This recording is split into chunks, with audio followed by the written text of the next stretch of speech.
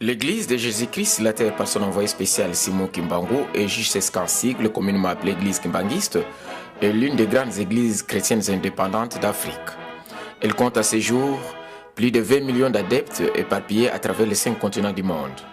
Et c'est avec une forte représentation en République démocratique du Congo, RDC en sigle, en République du Congo-Brazzaville et en République d'Angola, 3 pays qui forment les socles du kimbanguisme. Au fait, l'église kimbanguiste est sortie des entrailles du mouvement des réveils spirituels aux effets multisectoriels déclenchés par Simon Kimbangu le 6 avril 1921 en Kamba. À cette date, Kimbangu Simon, comme l'appelaient les colons belges, catéchiste protestant noir d'origine congolaise de la mission protestante de Gombe-Lutete dans la province du Bas-Congo en République démocratique du Congo en Afrique centrale, guéri par la prière et l'imposition des mains au nom de Jésus-Christ, une jeune fille Nkiantondo, comateuse depuis plusieurs mois en Gombe-Kintsuka, village voisin d'Inkamba. Considérée par les siens comme un miracle inédit, cette nouvelle fut propagée comme une traînée de poudre. Dès lors, Nkamba devint ainsi un centre d'attraction où du jour le jour, les habitants des 3 pays précités affluaient soit pour chercher la guérison, soit pour écouter les enseignements du genre nouveau axés sur la libération des peuples opprimés, l'amour et la moralité. Cet enseignement, ponctué des actions de puissance telles que la résurrection des morts et autres déclarations comme l'homme noir deviendra blanc et l'homme blanc deviendra noir, ont amené les missionnaires tant protestants que catholiques ainsi que les autorités coloniales à mettre Kimbangu Simon hors d'état de nuire, c'est-à-dire l'arrêter sinon l'éliminer physiquement. L'action de Kimbangu Simon et l'attitude des colons belges ainsi que des missionnaires ont rappelé aux habitants de l'ancien royaume Congo la prophétie de Kimpavita Dona Béatrice le 2 juillet 1706 en Banza-Congo, en Angola, avant d'être brûlée vive par les colons portugais. Prophétie relative à la naissance d'un enfant qui sera nommé Kimbangu et qui viendrait libérer le peuple noir de l'oppression coloniale. Ainsi donc, 5 mois seulement après le début de son ministère, soit le 12 septembre 1921, Kimbangu Simon sera arrêté et une chasse à l'homme fut ouverte. Comme on pouvait s'y attendre, après lui, sa famille, ses collaborateurs directs et tous ceux qui s'hasardaient suivre ses mouvements ou même parler simplement de Kimbangu furent arrêtés sans ménagement. Pour sa part, Kimbangu Simon fut jugé et condamné injustement à mort par le conseil de guerre de Tisville le 3 octobre 1921. Après les échecs successifs de la pendaison et des rejets dans les eaux du fleuve Congo à Lutendele à Kinshasa, l'homme du 6 avril et les siens furent envoyés en relégation dans des endroits éloignés de leur milieu de provenance. Les statistiques renseignent qu'il y a eu au total 37 000 familles déportées et 150 000 martyrs à travers les 3 pays, entendez la République démocratique du Congo, la République du Congo-Brazzaville et la République portugaise d'Angola.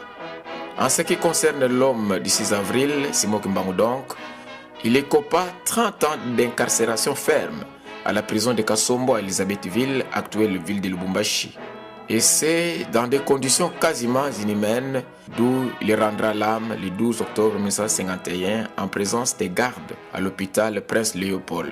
Cependant, à la même heure et date, naissait en Kamba l'actuel chef spirituel et représentant légal, son éminence Simon Kimbangu Kiangani, de l'union du second fils de Simon Kimbangu. Nous avons cité Dialungana Kiangani Salomon et Nkiwasi Silwa Mari.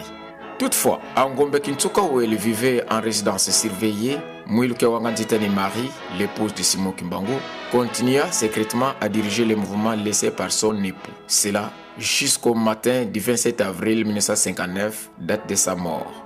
Mwilu Marie a eu le mérite de pouvoir élever ses enfants dans la crainte de Dieu et d'avoir protégé l'héritage spirituel laissé par son époux, tel que les bâtons prophétiques et divers documents écrits sur l'avenir du monde en général et de l'Afrique en particulier, notamment de l'homme noir. Nous savons aussi que c'est dans cet ordre d'idées que le 6 avril 2010 en Kamba, le gouvernement de la République démocratique du Congo, de Joseph Kabila Kabange donc, a décerné à titre posthume à Maman Mouilka Wanganditani Marie la médaille d'or de mérite maternel.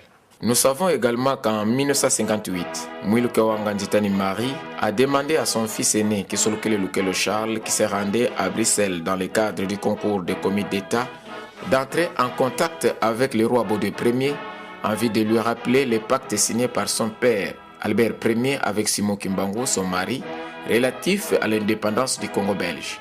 Chose qui fut faite car le jeudi 30 juin 1960, la République démocratique du Congo obtenait son indépendance. Quelques jours avant sa mort, en 1959, Mouilka Wanganditani Marie confia les bâtons prophétiques et la commande du mouvement Kintwadi à son fils cadet Dengendo Kuntima Joseph. C'est lui qui fit le secrétaire au cabinet du gouverneur Penyeta à Kinshasa, Kakananga.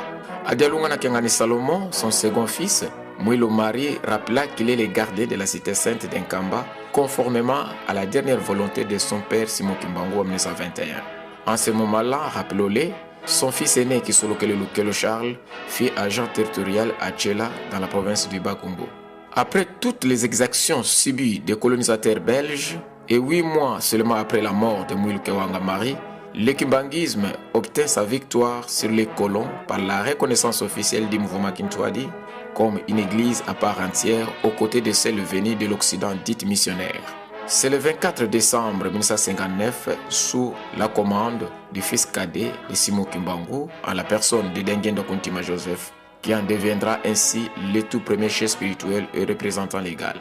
Soulignons à cet effet que bien avant, les colons français étaient les premiers à reconnaître ces mouvements Kintwadi en 1958, avant même l'indépendance du Congo-Brazzaville intervenue en août 1960. Les Belges l'ont fait exactement le 24 décembre 1959, après les colons français. Et enfin, les colons portugais ont fini eux aussi à emboîter les pas dans ce sens en 1974, une année avant l'indépendance de l'Angola intervenue le 11 novembre 1975. Avec une bonne et franche collaboration d'abord avec ses frères aînés Kisolokele et Dialungana, sans omettre l'appui considérable des anciens du mouvement Kintwadi, son éminence Dengendo Kuntima Joseph a dirigé l'église kimbanguiste du 24 décembre 1959 au 8 juillet 1992, date de sa mort à Genève en Suisse. D'entrée de jeu, le premier chef spirituel et représentant légal de l'église kimbanguiste a inscrit dans son carnet des urgences de son action l'exhumation du corps de son père Simon Kimbangu du cimetière des Sapins à Lubumbashi pour son transfert et sa réanimation en Kamba et l'expansion de la bonne nouvelle. Faisant fi aux problèmes internes et externes dans l'exécution de son programme d'action, son éminence Dengendo Kuntima Joseph, Tatamvoila à l'époque, aura comme cheval de bataille la formation de l'homme tant sur le plan spirituel, moral qu'intellectuel. Ainsi, pour faire face à la chasse des parents et élèves dans les écoles missionnaires, Dengendo Kuntima Joseph, le chef spirituel, procéda sans attendre à la création du réseau d'enseignement privé kimbanguiste le 4 janvier 1960. Puis, le 25 mars de la même année, soit en 1960, il exhuma le corps mystique de son père Simon Kimbangu, trouvé intact 9 ans après son inhumation et l'achemina en Kamba via Kinshasa, ex-Léopoldville. Sur le plan moral et intellectuel, il entama l'organisation des retraites spirituelles en 1972 dans les provinces. Son éminence Dengendo Kuntima Joseph façonne un type d'hommes et de femmes si pas intègres, mais modèles de la société humaine.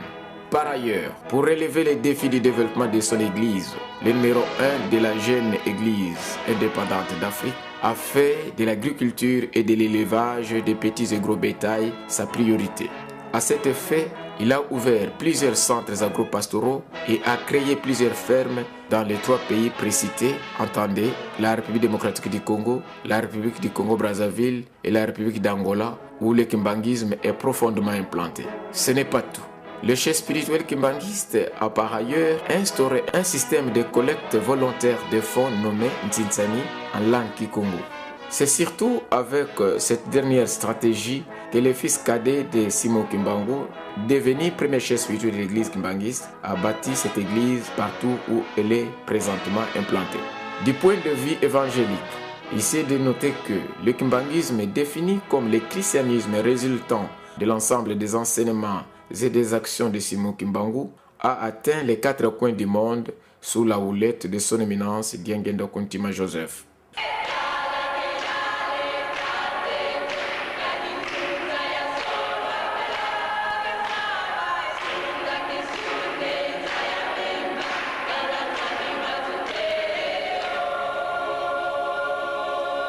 Celui-ci a sillonné les 5 continents du monde pour annoncer la bonne nouvelle qui se résume en Bolingo, Mibeko, Misala, c'est-à-dire la pratique d'amour de Dieu et du prochain, le respect des commandements divins et le travail ou les bonnes œuvres.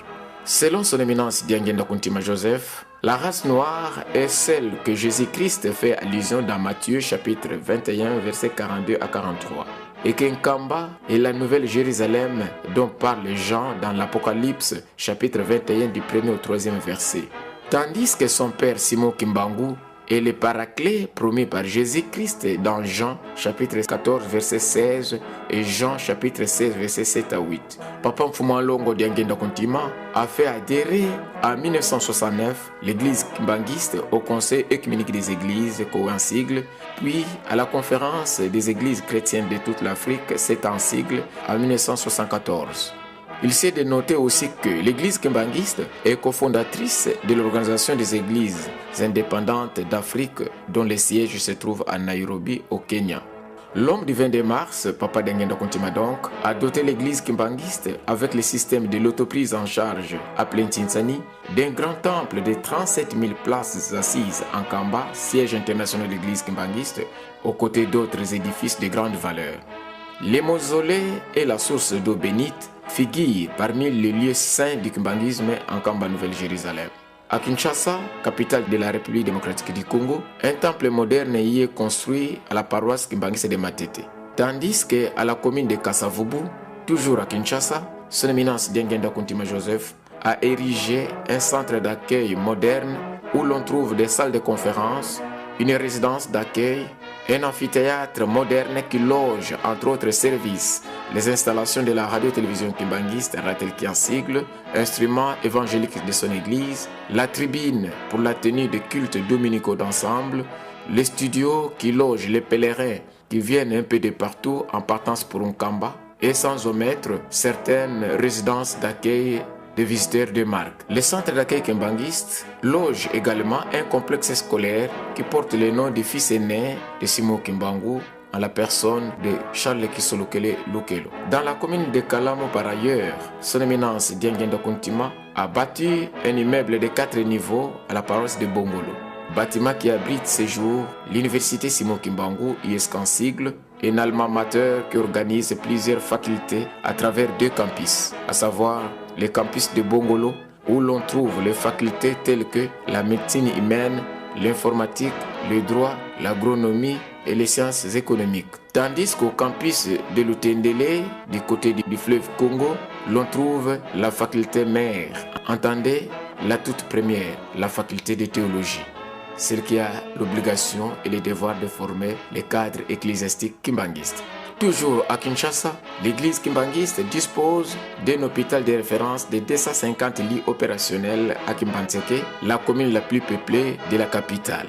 En dehors de Kinshasa, l'église kimbanguiste est bien présente dans toutes les provinces de la République démocratique du Congo. Les mêmes initiatives de développement ont été réalisées par son éminence Diengenda Kuntima Joseph, le chef charismatique en République du Congo-Brazzaville, notamment dans la capitale, à Brazzaville donc, à Kunzulu, à Pointe-Noire, ainsi qu'en République d'Angola, notamment dans la capitale angolaise Luanda donc, sans omettre les autres pays africains tels qu'au Burundi et ailleurs.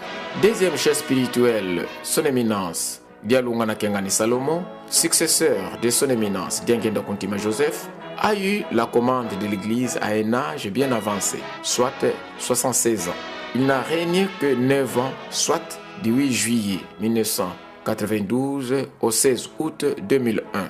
Outre l'accent mis sur l'application stricte de la trilogie kimbanguiste Bolingo Mibeko Misala laissée par son prédécesseur, l'homme du 25 mai, Papa Mfumambanza donc, a recommandé avec insistance la mise en valeur de la cité sainte d'Nkamba, en l'occurrence la poursuite de la construction de la cité moderne d'Nkendolo.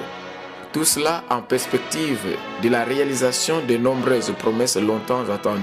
C'est pendant son règne que le corps de Mama Kinzembo, première femme kimbangiste reléguée dans la province du Bas-Congo à Boma en 1921, a été exhumé sur son ordre par l'actuel chef spirituel, son éminence Simon Kimbangu Kyangani, 70 ans après, soit de 1929 à 1999. Avant la mort de son éminence Dialungana Kyangani Salomon, deuxième chef spirituel intervenu le 16 août 2001, l'église kimbangiste, réunie en assemblée générale au mois de mars 1999, sous sa direction bien entendu, a fixé la date de la Noël au 25 mai.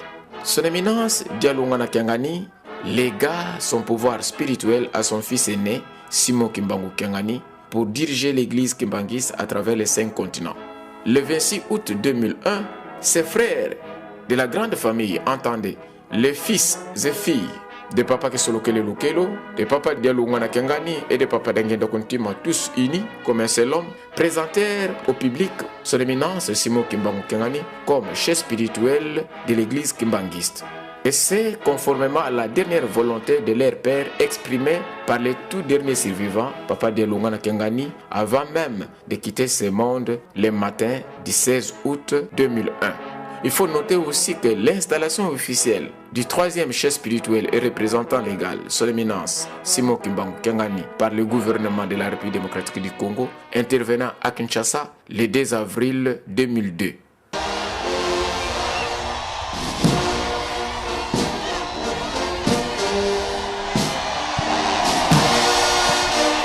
Voilà, son éminence Simon Kimbangu Kyangani a pris place pour adresser son message de ce dimanche 1er novembre 2009 aux Kinois et à l'opinion publique. En dépit des turbulences de tout genre qu'il surmonte du reste, son éminence Simon Kimbangu Kyangani, troisième chef spirituel et représentant légal de l'église kimbangiste, porte haut l'étendard de cette église. Avec une bonne organisation mise en place, la cité sainte d'Nkamba connaît pendant son règne un développement rapide et extraordinaire. Celui qui a matérialisé l'exhumation longtemps attendue du corps de Maman Mouilou, épouse de Simon Kimbangu à Ngombe Kintsuka, pour sa réanimation en Kamba au mausolée de son époux Simon Kimbangu.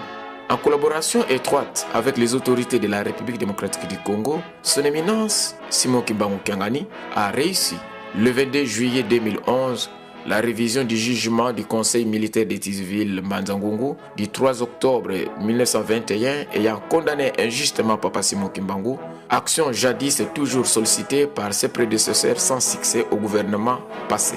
En plus, l'homme du 12 octobre 1951, son éminence Simon Kimbangu Kyangani donc, a aussi réussi la tenue du 24 au 28 juillet 2011 de la conférence internationale sur la personne de Simon Kimbangu à Kinshasa. Ces assises ont réuni plusieurs éminents professeurs d'université et autres importantes personnalités venues des 4 coins du monde. Ce n'est pas tout. Soulignons que le JCSK, sous son initiative, vient d'ouvrir 2 autres universités il y a quelques années à l'est de la République démocratique du Congo, RD Sigle, respectivement à Bukavu et au Maniema. En tout état de cause, comme son nom l'indique, son éminence, Simon Kimbangu Kyangani, est un révélateur des choses cachées.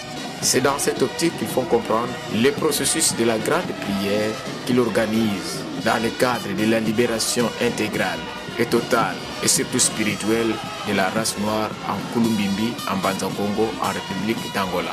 Qui vivra verra.